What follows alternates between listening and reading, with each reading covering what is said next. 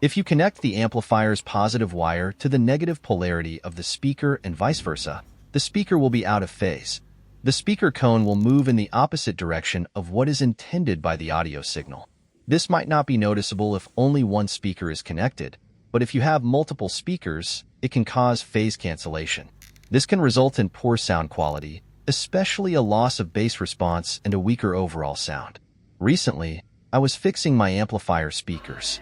The speakers had red and black color markings to indicate where the wires from the amplifier should be connected according to the color code. The wire connected to the amplifier was more than 10 meters long. Since the wire was a bit old, I couldn't identify the positive line mark on the cable, and tracking the positive wire from the amplifier to the other end was difficult.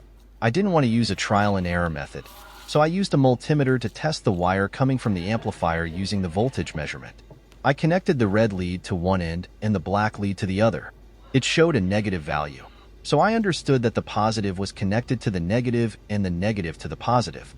I then switched the multimeter leads, connecting the red to where the black was previously connected and the black to where the red was previously connected. It then showed a positive voltage value. I marked the wire with red tape so that I could easily identify the positive and negative wires. Finally, I connected the red marked wire to the positive terminal and the other wire to the black marked terminal on the speaker.